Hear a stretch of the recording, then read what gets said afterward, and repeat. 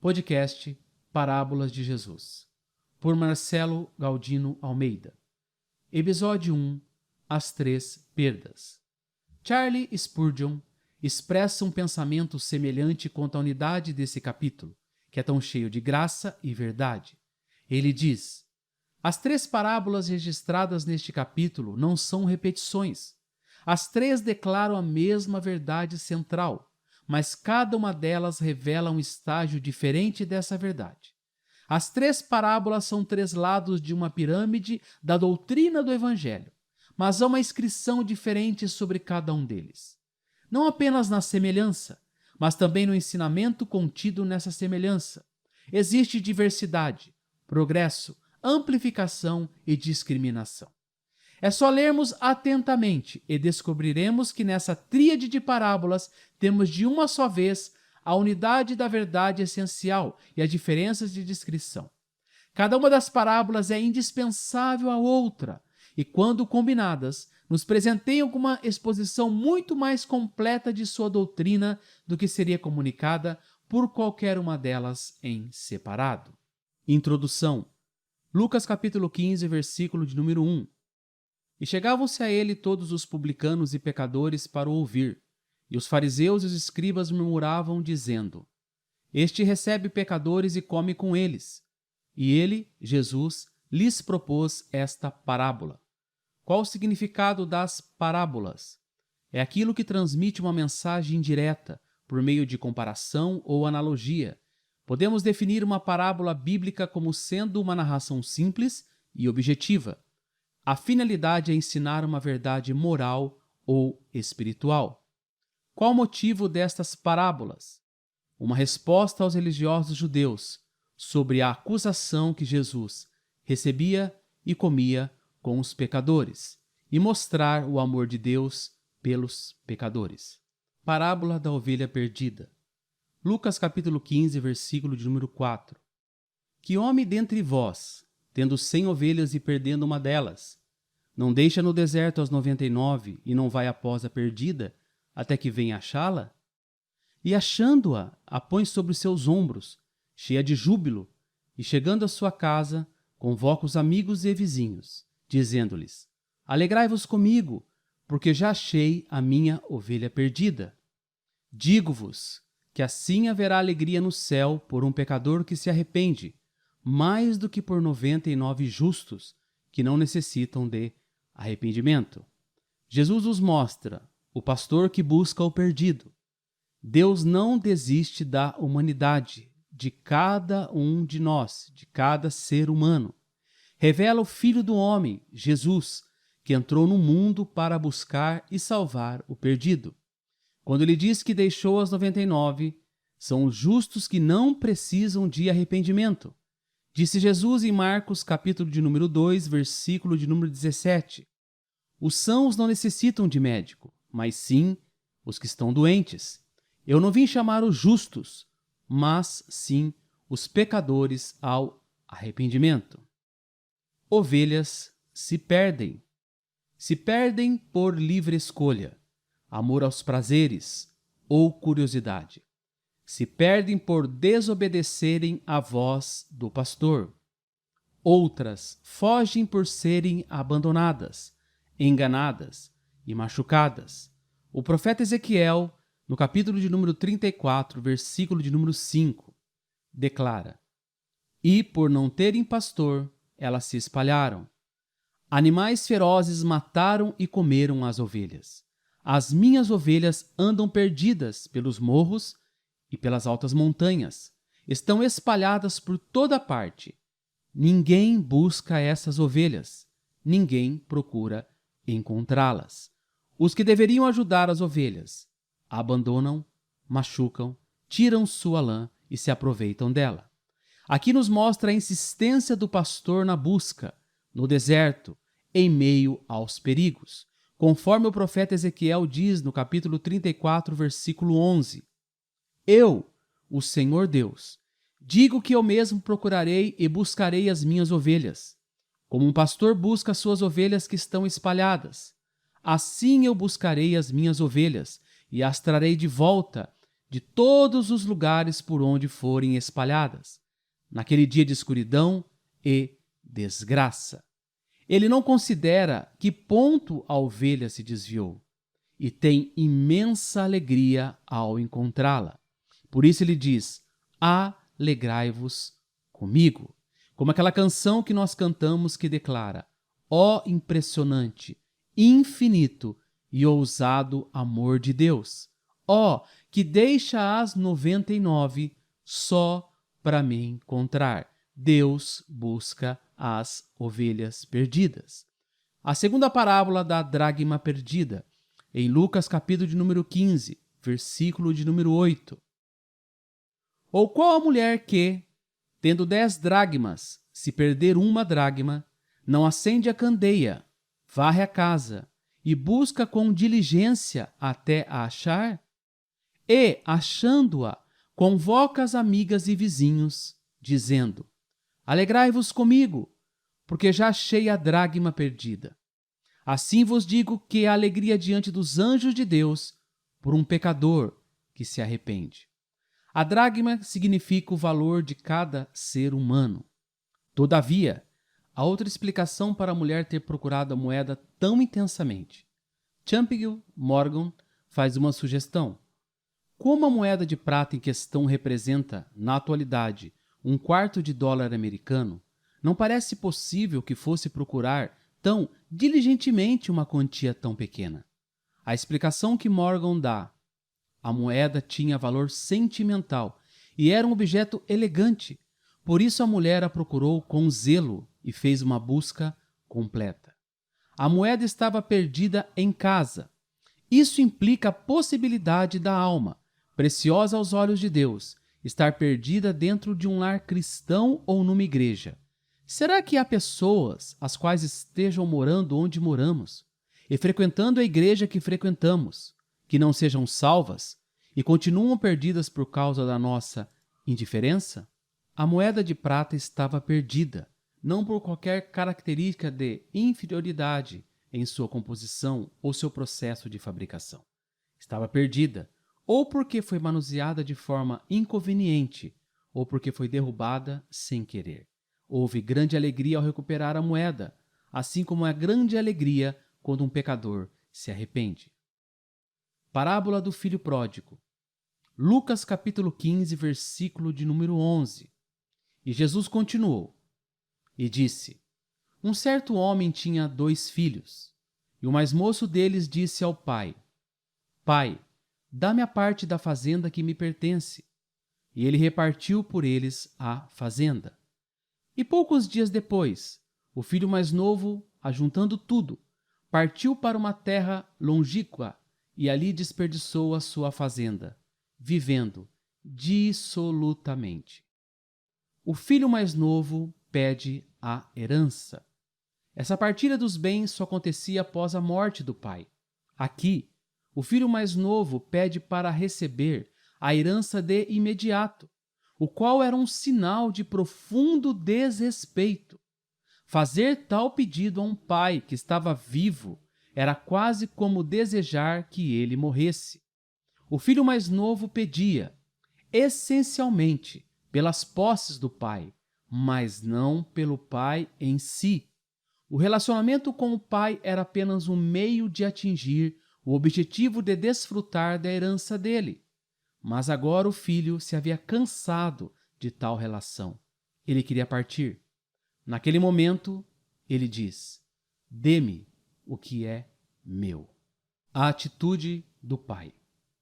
Tratava-se de uma sociedade absolutamente patriarcal, em que generosas expressões de deferência e de respeito pelos mais velhos, em particular pelos próprios pais, eram de extrema importância. Esperava-se que um pai tradicional do Oriente Médio respondesse a tal expectativa com a expulsão do filho da instituição familiar. Mas o pai não fez nada que se assemelhasse a isso. Simplesmente repartiu sua propriedade entre eles. O filho estava perdido, porque assim o quis. Conscientemente, A perda de um ente querido é a maior de todas as tragédias. Esse filho pródigo era culpado de uma teimosia indesculpável. Quando deixou o seu pai e o seu lar, ele o fez com alta determinação e ousadia. Rejeitou ao lar, abandonou o pai. Queria estar longe da vigilância e disciplina. Ele queria total independência. Desperdiçou a herança. O pecado consiste em nós gastarmos os bens criados por Deus e emprestado a nós de maneira errada. O corpo, a mente, saúde, o tempo, os bens. Diz que ele foi a uma terra longínqua. Disse Agostinho, é o esquecimento de Deus. Representa aquele estado a que Paulo se referiu como separados da vida de Deus. Tudo o que o jovem satisfeito queria fazer era encher o seu estômago e viver para satisfazer os seus desejos carnais e sensuais. Em Lucas capítulo 15, versículo de número 14. E havendo-se ele gastado tudo, houve naquela terra uma grande fome, e começou a padecer necessidades. E foi e chegou-se a um dos cidadãos daquela terra, o qual mandou para os seus campos a apacentar porcos. E desejava encher o seu estômago com as bolotas que os porcos comiam, e ninguém lhe dava nada. Momentâneo tempo de prazer do pecado. O salário do pecado, fome e necessidade. Perda de tudo o que tinha. Veio também a perda dos supostos amigos, porque ninguém lhe dava nada. Ele gastara muito com eles, mas os tais o abandonaram quando ele se encontrava na mais terrível necessidade, como essa condição é real na vida. Reduzido à pobreza, foi forçado a procurar trabalho e o achou no chiqueiro de porcos. Os judeus que ouviam a Jesus estremeceram com a expressão apacentar porcos, porque para eles não existia humilhação maior do que essa. Por render-se aos seus apetites desenfreados, o pródigo foi levado a um estado tão humilhante que satisfaria a sua fome, comendo as cascas e vagens que alimentavam os porcos.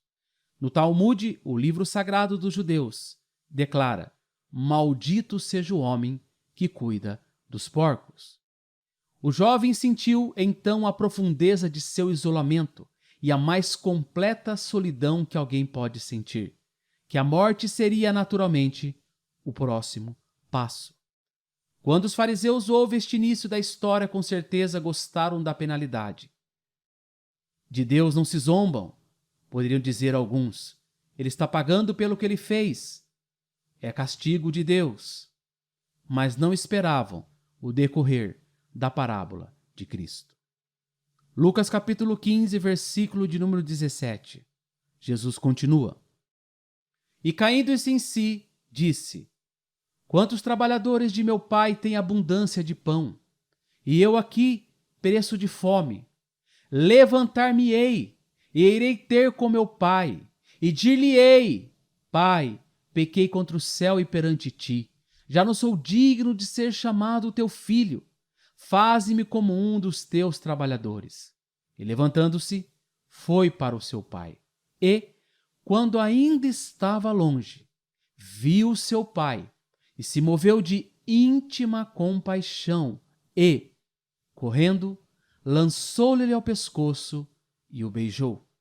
E o filho lhe disse: Pai, pequei contra o céu e perante ti, e já não sou digno de ser chamado teu filho.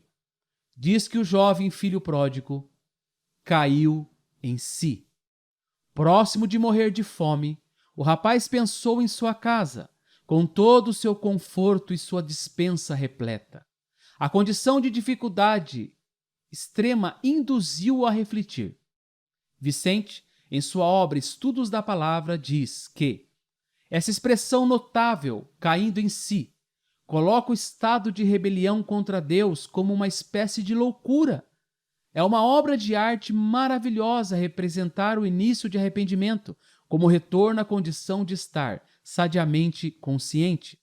A miséria mexeu com a razão, e um pecador está meio caminho, na estrada da salvação, quando volta a cair em si. Ele diz: levantar-me-ei, retornarei para o Pai. Aqui nós vemos uma confiança no Pai e em seu amor. A decisão do rapaz, iludido e empobrecido de voltar para casa, nos leva a seu próximo pedido: faz-me. Após preparar o seu pedido, ele se levantou e foi até o pai, que estava preparado para o momento em que seu menino pródigo voltasse, pois quando ainda estava longe, viu seu pai, o que parece mostrar que ele viu o filho antes que este o contemplasse. O pai viu de longe, compadeceu, correu, beijou. Um judeu patriarca jamais agiria assim, ainda mais com um filho rebelde. Mas mesmo quando parece que Deus está tão distante, Ele nos vê. Houve arrependimento. A conversão é necessária para a restauração. George MacDonald, em seu livro Obras de Arte da Poesia Religiosa, cita: Meu Senhor, eu não tenho roupas para vir a ti. Meus sapatos estão furados e partidos pelo caminhar na estrada. Estou rasgado e desgastado, ferido pelo aguilhão, e sujo por arrastar minha carga fatigante. E mais preciso de ti. Verdadeiramente como filho pródigo, eu cambaleio e compareço perante ti, meu Senhor. Que lindo poema! O pai não faz perguntas, o pai perdoa, o pai esquece. Que toque precioso Jesus deu à narrativa, quando disse que o pai, entusiasmado, correu para encontrar-se com seu menino faminto, esfarrapado e com os pés doloridos. O filho estava tão cansado que não podia correr, mas o seu pai, já idoso, esqueceu-se da sua idade e dignidade e correu para encontrar-se com o filho errante. Compaixão, aqui, significa que suas entranhas se comoveram. O coração do pai bate rápido. Que vislumbre temos aqui do interior do coração de Deus! Em seu desejo ardente de dar as boas-vindas ao pecador arrependido que retorna a ele. Adianta-se mais da metade do caminho para encontrar-se com ele. O filho pródigo não teve condições de expressar todo o pedido que havia preparado quando se encontrasse com seu pai. Os beijos de seu pai sufocaram os lábios do filho que estava de volta ao lar, e aquilo era tudo que importava. O texto original dá a ideia de que o pai o cobriu de beijos. Ele tinha muitas vezes olhado ao longo da estrada, na espera deste momento, e agora sua explosão de compaixão e a manifestação ilimitada e transbordante do abraço paternal terno eram provas do seu amor que não se extinguira pelo filho perdido. Isso é muito sugestivo com relação ao procedimento de Deus quando dá as boas-vindas ao pecador arrependido. Uma vez envolvido em seus braços paternais, os pecados não lhe são mais computados. Deus despeja o passado dentro do esquecimento. Depois da desilusão de ter perdido tudo e da humilhação por ter tudo aquilo que havia enfrentado naquele país distante, o filho pródigo sentiu que não era mais digno de ser chamado filho e assumiu a atitude de pedir a seu pai que o fizesse ser como dos seus servos contratados. Mas o seu pronunciamento de contrição não se completou. Lucas capítulo 15, versículo de número 22. Mas o pai disse a seus servos: Trazei-me depressa a melhor roupa e vesti-lo, e ponde-lhe um anel na mão e sandálias nos pés.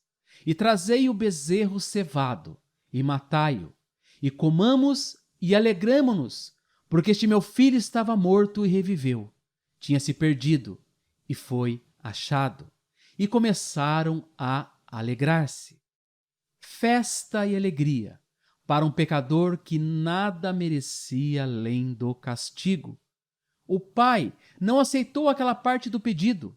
Então, logo seu filho chegou em casa, ele o oficializou novamente em sua plena condição de filho. Seus trapos foram retirados dele e foi-lhe dada a melhor túnica, ou a primeira túnica, símbolo da veste de justiça que o pecador arrependido recebe de Deus. Essa melhor túnica significava que o filho havia sido oficialmente restabelecido à sua posição e aos seus direitos originais. Melhor roupa da casa teria de ser a própria roupa do pai, um sinal inequívoco da posição restaurada da família. O pai está dizendo: não irei esperar até que você pague sua dívida. Não irei esperar até que você se humilhe o suficiente. Você não vai ter de lutar por seu lugar na família. Irei simplesmente aceitá-lo de volta. Cobrirei sua nudez, sua pobreza e seus trapos com as roupas de meu trabalho e de minha honra. O anel, símbolo da união dos corações que pai e filho tinham experimentado, foi colocado no dedo, e as sandálias adornaram seus pés quase nus. Só os membros da família usavam calçados, os escravos andavam descalços. Estes eram, portanto, sinais de que ele estava restaurado em sua posição de filho. Ele ordena que os servos preparem um banquete de celebração com o novilho cevado, como prato principal. Naquela sociedade, a maior parte das refeições não incluía carne. Era uma iguaria cara. A carne era quase sempre reservada para festas e ocasiões especiais. Mas nenhuma carne era mais cara do que a de um novilho cevado ou gordo. Tal banquete costumava acontecer apenas nas mais raras ocasiões, e é provável que toda a aldeia estivesse convidada. Sobre a festa, Arnold diz: aponta para a alegria de um Deus perdoador por um homem perdoado, e a alegria de um homem perdoado por um Deus perdoador. O anúncio das boas-vindas, tão cheio de sentimentos maravilhosos de compaixão, está repleto da importância moral da volta do filho. Ele retornou uma pessoa diferente daquela que era quando abandonou o lar. Imagine a alegria do pai em recebê-lo. Sem dúvida, um filho que estava morto, mas que agora revivera. Estava perdido para o pai, mas agora foi encontrado, tanto pelo Pai Celestial como pelo terreno. O filho mais velho. Lucas capítulo 15, versículo número 25. E seu filho mais velho estava no campo, e quando veio e chegou perto de casa, ouviu a música e as danças, e chamando um dos seus servos, perguntou-lhe que era aquilo. E ele lhe disse: veio teu irmão, e teu pai matou o bezerro cevado, porque o recebeu são e salvo. Mas ele se indignou e não queria entrar. E saindo o pai, instava com ele. Mas respondendo ele, disse ao pai: eis que te sirvo há tantos anos, sem nunca transgredir o teu mandamento, e nunca me deste um cabrito para alegrar-me com os meus amigos. Vindo, porém, este teu filho, que desperdiçou a tua fazenda com as meretrizes, mataste-lhe o bezerro cevado. E ele lhe disse: filho, tu sempre estás comigo, e todas as minhas coisas são tuas. Mas era justo alegrarmos-nos e regozijarmos-nos, porque este teu irmão estava morto e reviveu. Tinha-se perdido e foi achado. A alegria dos que estavam em casa, que simboliza os sinais externos de alegria no coração dos filhos de Deus, quando os pecadores são salvos, despertou a curiosidade do irmão mais velho que voltava do campo. Essa última imagem que Jesus acrescentou aqui foi dirigida contra os escribas e fariseus, os ritualistas de coração frio que criticavam a simpatia do Filho de Deus pelos pecadores. Os dois filhos mencionados no início da parábola agora reaparecem com grande diferença de caráter. Na harmonia da comemoração cheia de júbilo, que acontecia na casa por causa de um ente querido que fora restaurado à virtude, ao lar e às bênçãos, surge o rugir da discórdia, causado pelo ranger de orgulho e inveja diabólicos. Poderíamos até sentir que o final tão amargo não deveria ter integrado uma narrativa tão doce. Essa narrativa do filho pródigo começa com o filho mais moço longe de casa e o mais velho presente em casa, embora ele nunca estivesse em casa. Mas termina com o mais novo em casa e o mais velho recusando-se a entrar em casa. Na verdade, o mais velho era tão pródigo quanto o seu irmão mais novo. O filho mais novo voltou de uma terra distante para o coração e o lar de um pai. O mais velho partiu para a terra distante do estar satisfeito consigo mesmo e do ressentimento mal-humorado. A Bíblia diz que ele não queria entrar. Não disse no final, ele se arrependeu de sua atitude mesquinha e entrou para completar o círculo de uma família feliz. O desprezo que este irmão mais velho sentiu é mostrado pelo fato de que ele não entrou em sua casa para perguntar a seu pai sobre o que era toda aquela festa, mas abordou um dos criados. Vemos claramente que a alegria da casa era estranha e sem dúvida repulsiva para o irmão mais velho, na forma como ele tratou seu irmão. Por 2 vezes, o pai feliz disse: "Teu irmão." Irmão? Esse amante de meretrizes, meu irmão? Nunca! E de forma rude e desdenhosa, ele disse a seu pai: "Este teu filho." Desprezo, a amargura e amargo sarcasmo estão contidos dentro do seu ato de trazer à lembrança os pecados de seu irmão, em suas cores mais carregadas e escuras. Elicote diz: a própria expressão, este teu filho, demonstra uma malignidade concentrada. O pai queria que seu menino mais velho recebesse o irmão que retornara como irmão, exatamente como ele o recebera de volta como um filho. Foi muito comovente o apelo final do pai, através do qual assegurou ao filho mais velho que o filho nunca compreendera as intenções de seu pai ou da família de seu pai, quando disse: "Filho, tu sempre estás comigo e todas as minhas coisas são tuas." Ou, mais literalmente, tudo que é meu é teu. Mas a Bíblia não diz se esse apelo ao amor fraternal foi bem sucedido. Não há dúvida de que Jesus intencionava que os fariseus, os quais sempre murmuravam a seu respeito, vissem esse esboço que ele deu sobre o irmão mais velho uma lição de moral. Salmond comenta: se as parábolas anteriores lhes revelam como deveriam agir, essa mostra que eles tinham agido da maneira correta, o pai e o filho pródigo. Na definição de Arnaud, todos os excessos do filho pródigo não lhe fecharão a entrada do céu, pois ele veio arrependido até seu pai. Mas todas as virtudes do irmão mais velho não poderão fazê-lo entrar no céu, pois ele acalentou o orgulho em seu coração, escarneceu de seu pai por negligenciar o seu valor.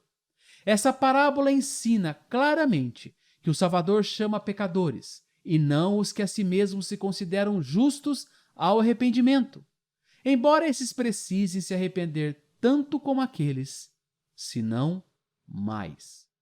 Religiosos guardavam preceitos e leis, mas desconheciam a graça de Deus. O que o filho mais velho queria? Por Tim Keller, em seu livro Deus Pródigo. Quando refletimos sobre este ponto, percebemos que ele desejava o mesmo que seu irmão.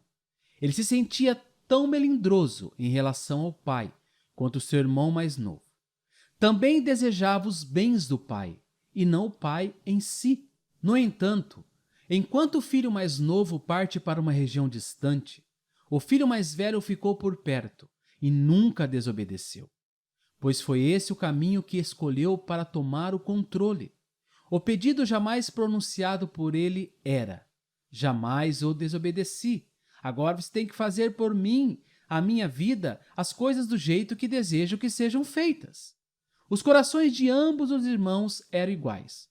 Ambos os filhos se ressentiam pela autoridade do pai e buscavam maneira de escapar dela. Ambos desejavam alcançar uma posição em que pudessem dizer ao pai o que fazer. Em outras palavras, ambos se rebelavam, ainda que um tenha feito isso em sendo mal e o outro ao ser extremamente bom. Ambos estão distantes do coração do pai. Ambos são filhos perdidos. Nenhum dos filhos amava o pai de verdade. Ambos estavam usando o pai para seus próprios fins egoístas. Em vez de amá-lo, em vez de desfrutar da companhia dele e em vez de servi-lo para o seu próprio bem. Isso equivale a dizer que você pode rebelar contra Deus e permanecer alienado em relação a ele, tanto ao quebrar suas regras, quanto a obedecer a todas elas de forma diligente. Esta é claramente a mesma atitude do filho mais velho. Porque ele fica tão irado com o pai, ele sente que tem o direito de dizer ao pai como as roupas, o anel e os animais da família devem ser usados. De modo semelhante, pessoas religiosas geralmente vivem de forma bastante regrada, mas o objetivo delas é conseguir influenciar Deus, controlá-lo, deixá-lo em uma posição onde pensam que ele será devedor. Determinar. Se como filho mais velho você acredita que Deus tem de abençoá-lo e ajudá-lo porque você deu duro para obedecer a ele e para ser uma boa pessoa, então talvez Jesus possa lhe ajudar.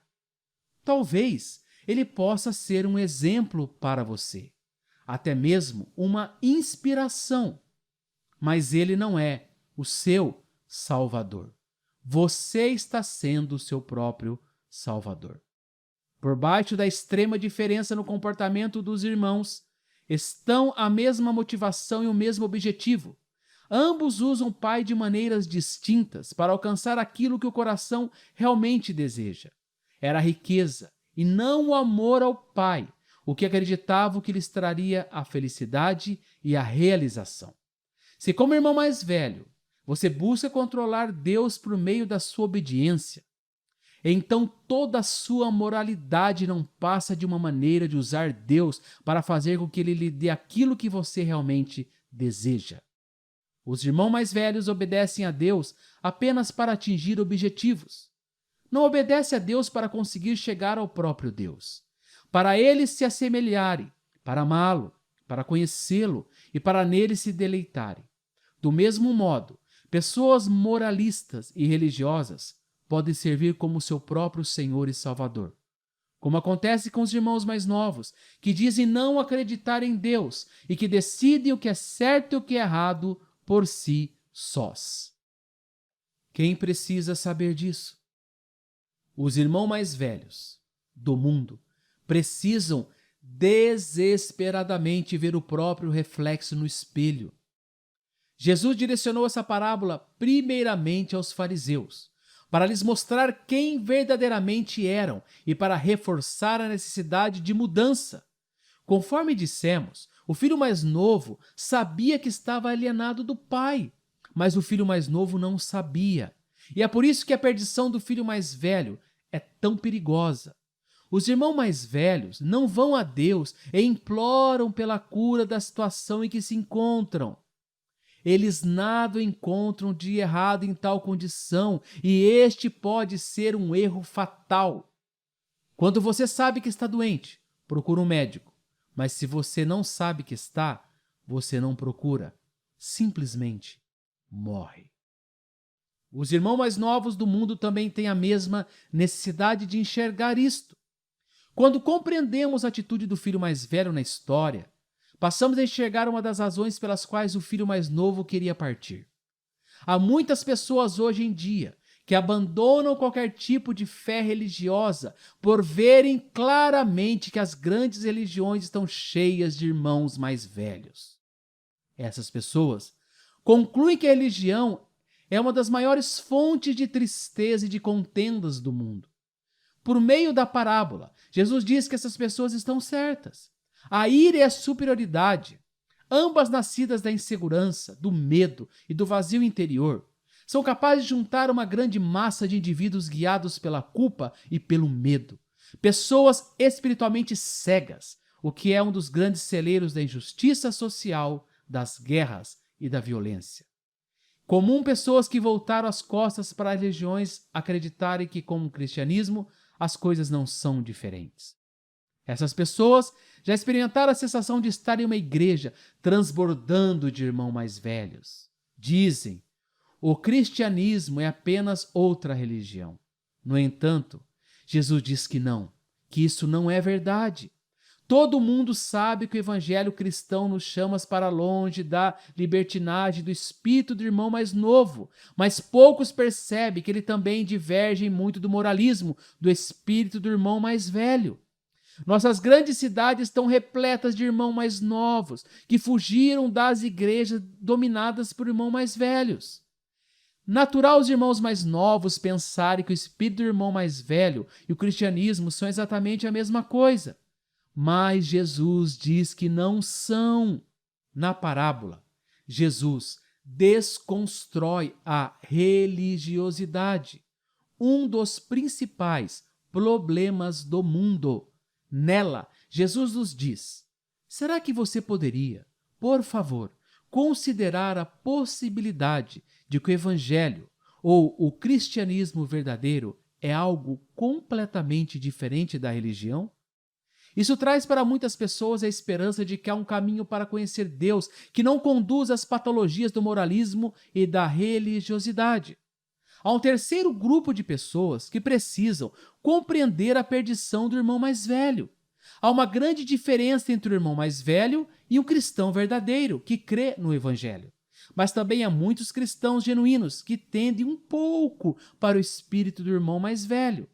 Se você veio a Cristo deixando de ser o irmão mais novo, sempre haverá o risco de cair de novo nas tentações ou nos pecados do irmão mais novos. Mas se você tornou cristão ao deixar de ser o irmão mais velho, e ainda mais fácil incorrer nas atitudes e na falta de vida espiritual do irmão mais velho.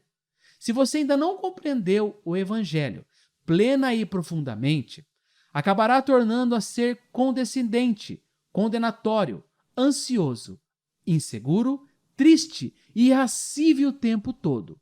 Irmãos mais velhos têm uma tendência a se irar com as circunstâncias da vida. Guardam rancor por mais tempo e com mais amargor.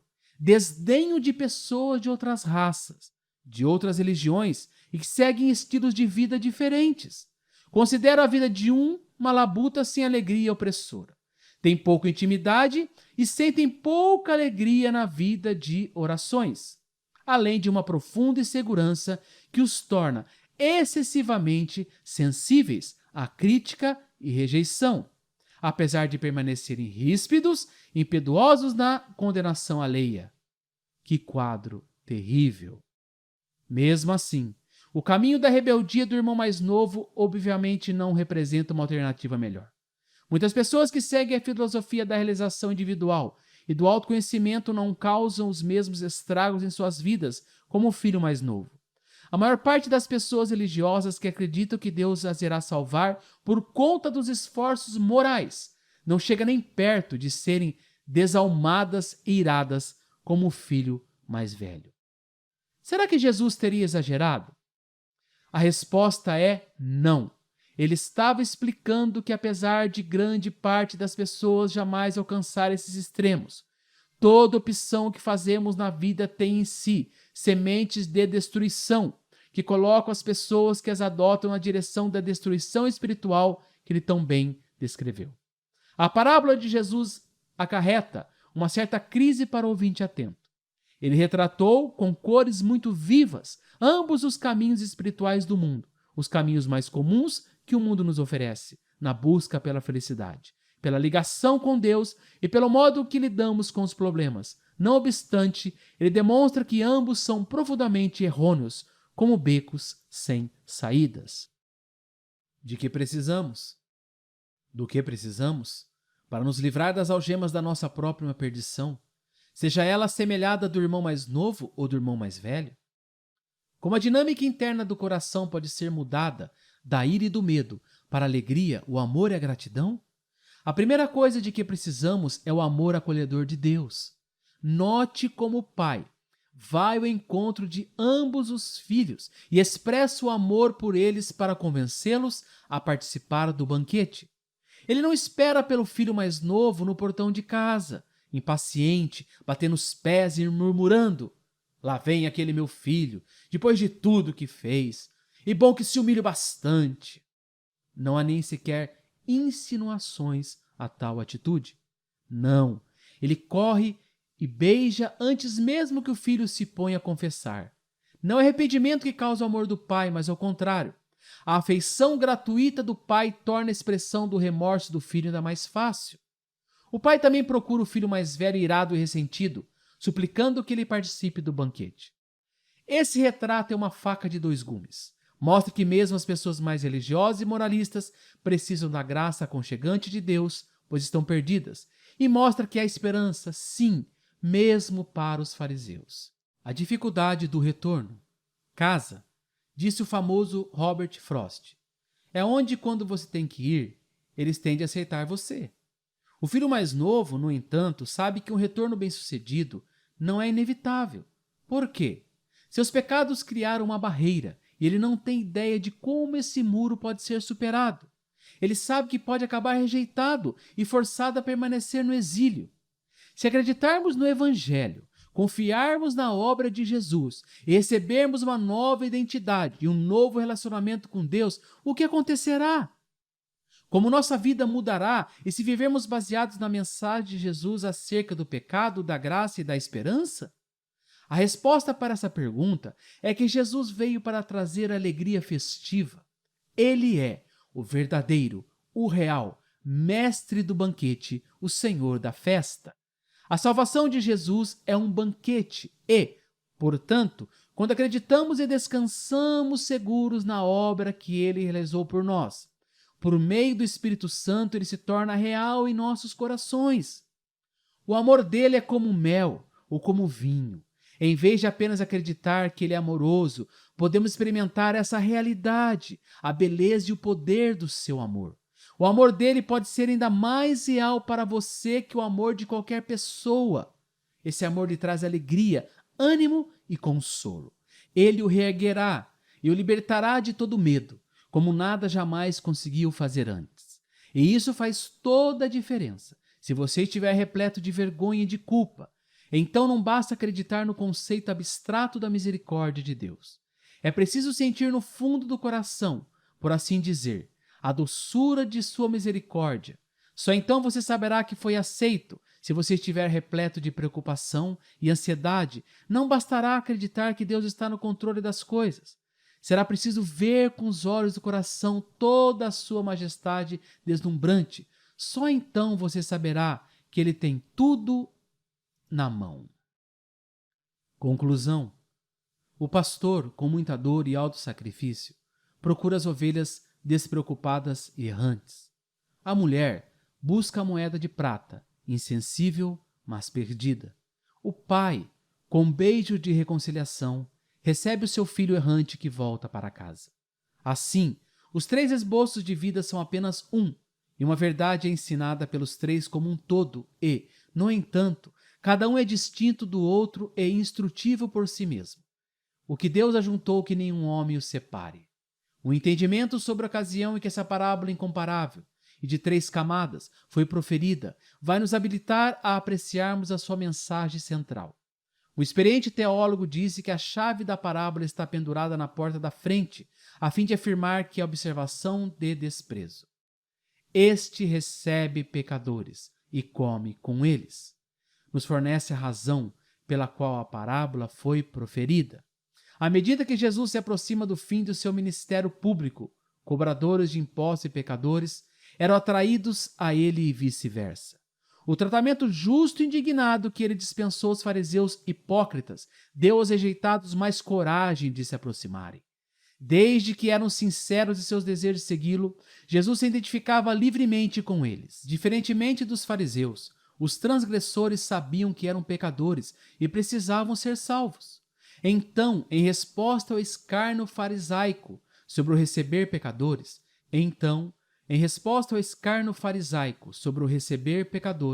Jesus retratou em sua parábola o esforço da Trindade em procurá-los e salvá-los. As parábolas dos 4 verbos, perder, procurar, encontrar, regozijar-se, esses 4 verbos certamente resumem para nós a ilustração do pastor que se sacrifica. Disse Jesus em João 10:11: Eu sou o bom pastor dá a vida pelas ovelhas. Talvez hoje, uma música de Ricardo Rodrigues diz assim: Volto, outra vez decepcionado, com o coração carregado, cheio de angústia e de dor. Venho desde aquele velho caminho, onde um dia sem motivo, meu filho para longe caminhou. Passam lentamente os dias, e não vejo seu rosto aproximando-se de mim. E penso que talvez ele tenha se esquecido que é meu filho amado e que meu amor por ele não tem fim. Tenho buscado em cada amanhecer, desde o dia que se foi, sigo pensando nele. Talvez hoje será o dia em que ele regresse. Talvez hoje poderei seu rosto acariciar e dizer que o amo como sempre, que apesar de tudo, sigo sendo o mesmo, sigo sendo igual. Se assim é o amor de um pai para com seu filho, quanto mais o amor do Pai Celestial, que apesar de nossas falhas e de nossas rebeliões, Ele nos segue amando cada dia mais. Talvez hoje Ele verá que ainda sou seu Pai, e que em minha casa há morada para Ele. Em meu coração não existe o passado, só desejo que Ele regresse outra vez. Deus espera você, filho mais novo ou filho mais velho, para se tornar um filho amado do seu coração. Até o episódio 2. Deus te abençoe.